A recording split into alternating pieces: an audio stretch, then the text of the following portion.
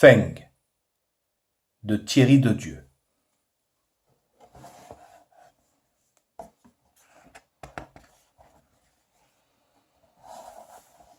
Feng était passionné par les cerfs-volants.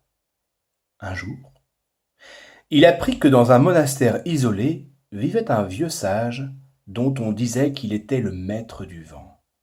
Il connaissait le secret du cerf-volant qui vole au-dessus des cieux. Cerf-volant. Feng demanda à ses parents la permission d'aller trouver le vieil homme, afin qu'il puisse lui enseigner tous ses secrets. Parents.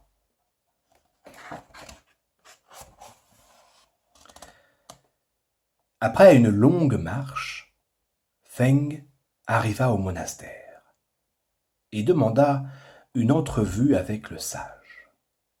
Voyage.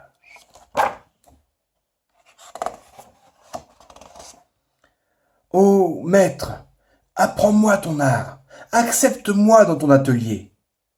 Le maître lui répondit. Un lion qui imite un lion est un singe. C'est parce que l'homme cherche tout seul qu'il invente et qu'il progresse. Si tu veux trouver la meilleure façon de construire un cerf-volant, regarde autour de toi, et la feuille, et le vent. Sage.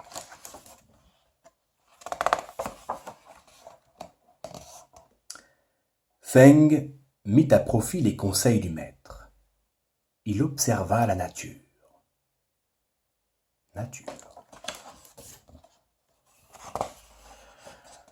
Maître, dis-moi le secret du cerf-volant le plus stable. Vois le vol de la libellule, dit le maître. Feng, après avoir longtemps contemplé les gracieux insectes, fabriqua un chef-d'œuvre d'équilibre. Libellule.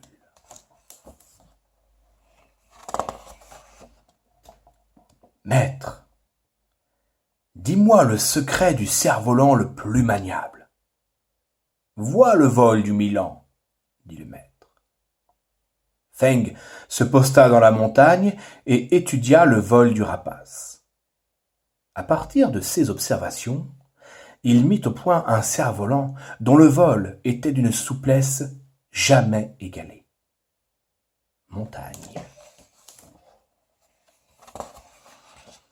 Maître, dites-moi le secret du cerf-volant le plus véloce.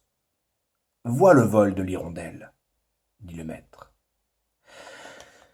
Feng remarqua la courbe de l'aile de l'oiseau, sa terminaison effilée.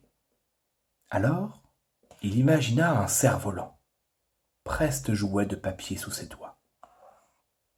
Hirondelle.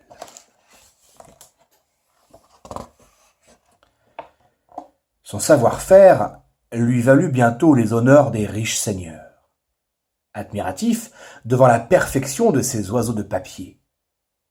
Mais Feng savait qu'il n'était pas encore l'égal du vieux sage. Il lui manquait le secret. Savoir-faire.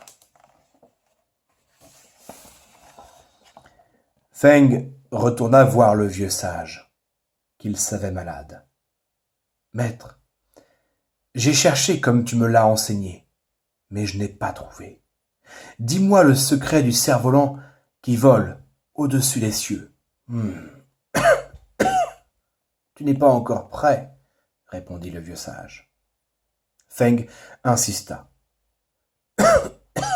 Cherche encore, s'emporta le vieil homme. Malade.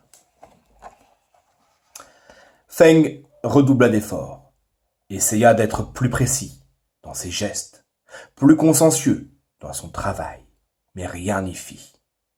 Les cerfs-volants atteignaient les sommets, caressaient les nuages, mais ne volaient jamais au-dessus des cieux.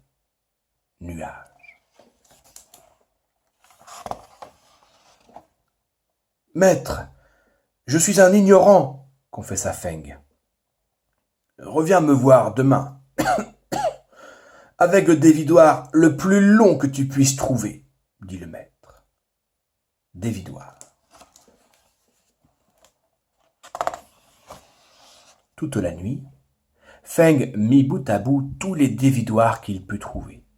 Et le lendemain, fébrile, désireux de connaître enfin le secret, il se présenta au monastère. Secret.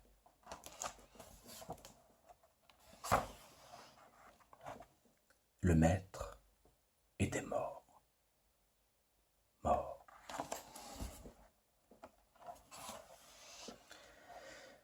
Et pendant que Feng se recueillait auprès du corps